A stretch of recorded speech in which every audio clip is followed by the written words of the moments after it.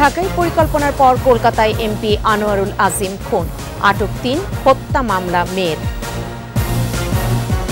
রাইসির দাফন আজ, পরবর্তী প্রেসিডেন্টের আলোচনায় সর্বোচ্চ নেতা খামেনির ছেলে। দ্বিতীয় টি-20তে মুখোমুখি বাংলাদেশ যুক্তরাষ্ট্র, সিরিজে ফিরতে মুখিয়ে টাইগাররা।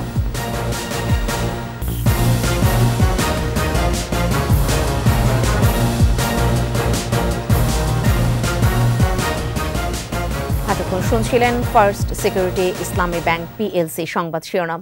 আমন্ত্রণ জানাচ্ছি দুপুর 12টার 21 সংবাদে, সাথে থাকছি ফেরদৌসী আহমেদ।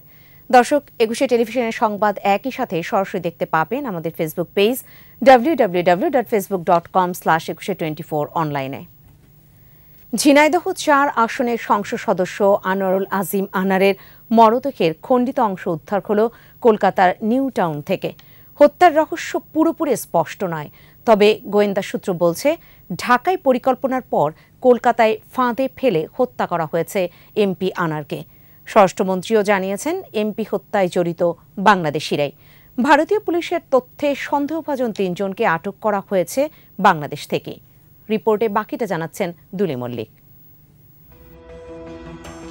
আনোয়ারুল আজিম আনার ঝিনাইদহ 4 আসনের এই সংসদ সদস্য গেল 12 মে চিকিৎসার জন্য চুয়াডাঙ্গার দর্শনা সীমান্ত দিয়ে ভারতের কলকাতায় পৌঁছান। ওঠেন বরানগরে পারিবারিক বন্ধু গোপাল বিশ্বাসের বাড়িতে। পরদিনই সেখান থেকে চলে যান। বন্ধু গোপাল বিশ্বাস জানান, ওই দিন সন্ধ্যায় ফেরার কথা থাকলেও SMS-এ দিল্লি যাওয়ার কথা জানান আনার। 15 মে পর্যন্ত যোগাযোগ ছিল, এরপর থেকে ফোন বন্ধ। আনারের পরিবারও একই কথা জানালে 18 মে বরানগর থানায় জিডি করেন গোপাল। এরপরই তদন্তে নামে Kolkata police. Mobile phone track করার পাশাপাশি তার ভাড়া করা গাড়ি চালককে জিজ্ঞাসাবাদ করে 1 সপ্তাহ পর নিউ টাউনে পৌঁছায় তারা। সেখানে সঞ্জীবা গার্ডেন্সের একটি ফ্ল্যাটে আনোয়ারুল আজিমের মরদেহ পাওয়া না গেলেও খণ্ডিত অংশ মিলেছে।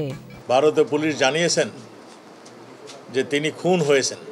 ভারতীয় সংবাদ মাধ্যম বলছে, সিসিটিভি ফুটেজে নিউ টাউনের ওই বাড়িতে এমপি আনার ছাড়াও এক নারী সহ আরও 3 জনকে ঢুকতে দেখা যায়, তবে তাদের কাউকেই বের হতে দেখা যায়নি। মোবাইল ফোনের লোকেশনও সন্দেহজনক। একবার কলকাতার নিউ মার্কেট এলাকা, এরপর পাওয়া যায় বিহারে। কে বা কারা কেন তাকে হত্যা করেছে তা এখনও স্পষ্ট নয়, তবে তদন্ত করছে কলকাতা পুলিশ। তাদের দেওয়া তথ্যে এরই মধ্যে 3 সন্দেহভাজনকে আটক করেছে বাংলাদেশ পুলিশ। আটক ব্যক্তিরা সম্প্রতি কলকাতা থেকে ফিরেছেন। আমরা তথ্য পেয়েছিলাম, সেই তথ্য অনুযায়ী তাদের মধ্যে থেকে আমরা 3 জন অপরাধীকে আমাদের পুলিশ ধরেছেন এবং তাদের জিজ্ঞাসাবাদ চলছে। এ হত্যা পরিকল্পিত এবং বাংলাদেশিরাই জড়িত বলে জানান স্বরাষ্ট্রমন্ত্রী। ভারতের কেউ এখানে জড়িত হন নাই। যারা হত্যা করেছেন এখন পর্যন্ত আমাদের কাছে যা ইনফরমেশন, আমাদের দেশের মানুষই এর সঙ্গে জড়িত। রহস্য উদ্ঘাটনে কলকাতা পুলিশের সঙ্গে কাজ করছে বাংলাদেশ কর্তৃপক্ষ। তদন্ত শেষ হয়ে গেলে আপনাদেরকে সবকিছু জানাবো কেন খুন হয়েছে। দুলি মল্লিক, 21 টেলিভিশন। এদিকে সংসদ সদস্য আনোয়ারুল আজিম হত্যার ঘটনায় আটকদের কাছ থেকে গুরুত্বপূর্ণ তথ্য মিলেছে বলে জানিয়েছে ডিবি।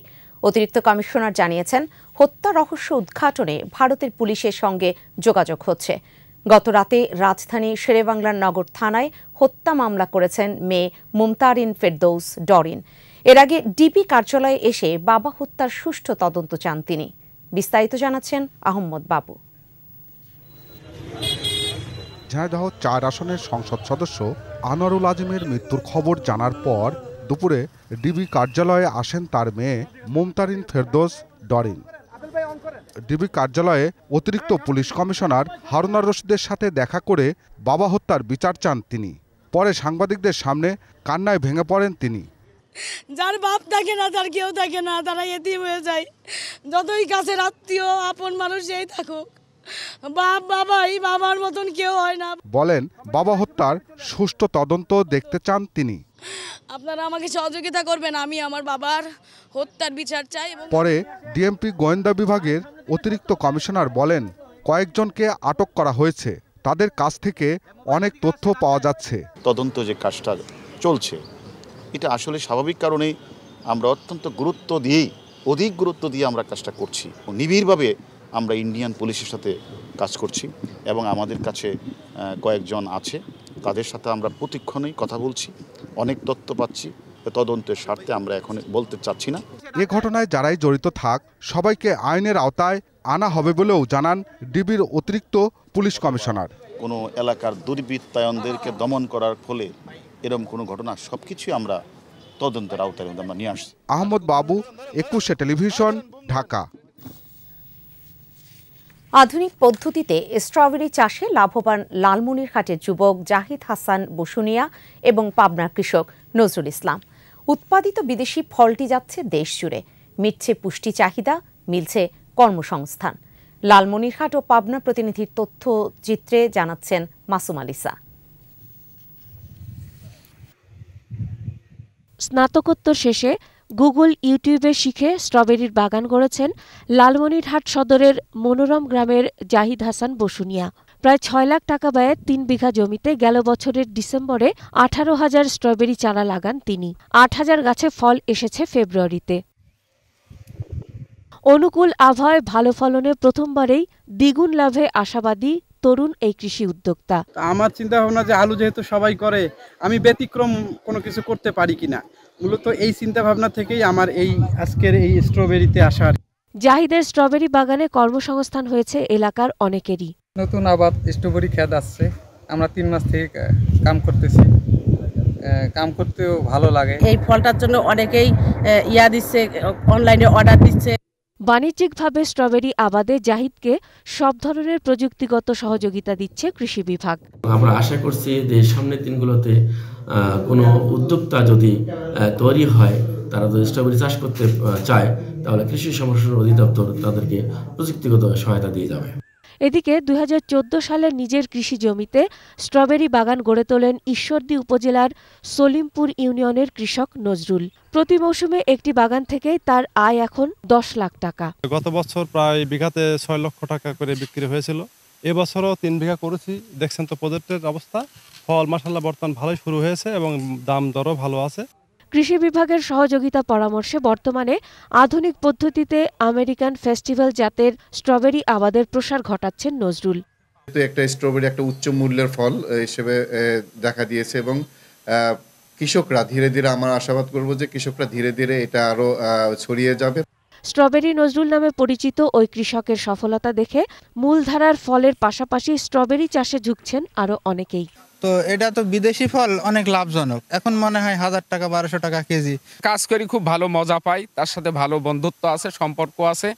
অন্য চাষিরাও উদ্বুদ্ধ হলে বিকশিত হবে অধিক লাভজনক স্ট্রবেরির চাষ, সমৃদ্ধ হবে কৃষি অর্থনীতি। মাসুম আলিসা, 21 টেলিভিশন। আজ চিরনিদ্রায় শায়িত হচ্ছেন ইরানের প্রেসিডেন্ট ইব্রাহিম রাইসি।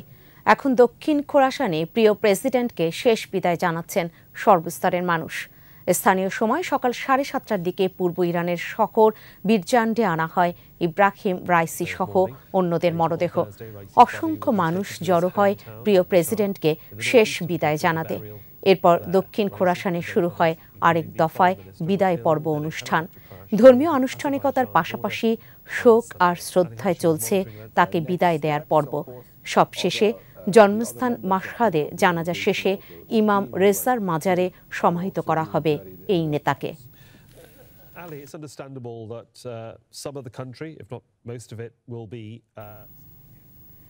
ঘুরে দাঁড়ানোর মিশনে রাতে যুক্তরাষ্ট্রের বিপক্ষে মাঠে নামছে বাংলাদেশ।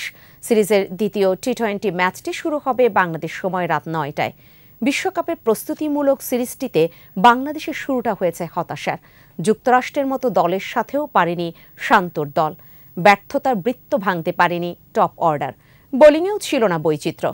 বিশ্বকাপের আগে আয়োজক যুক্তরাষ্ট্রের মাটিতে এখন সিরিজ বাঁচানোই টাইগারদের মূল টার্গেট। সিরিজ হারের হতাশা নিয়ে বিশ্বকাপে যেতে চাইবে না কোনো দলই। বাংলাদেশও সেটার ব্যতিক্রম নয়।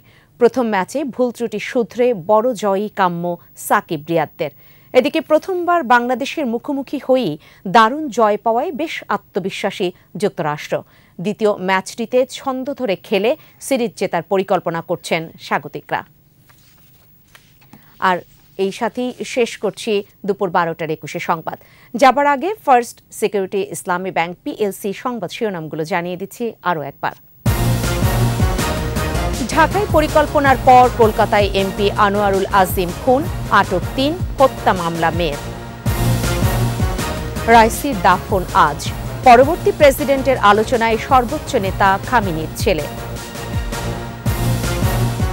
দ্বিতীয় টি-20তে মুখোমুখি বাংলাদেশ যুক্তরাষ্ট্র, সিরিজে ফিরতে মুখিয়ে টাইগাররা।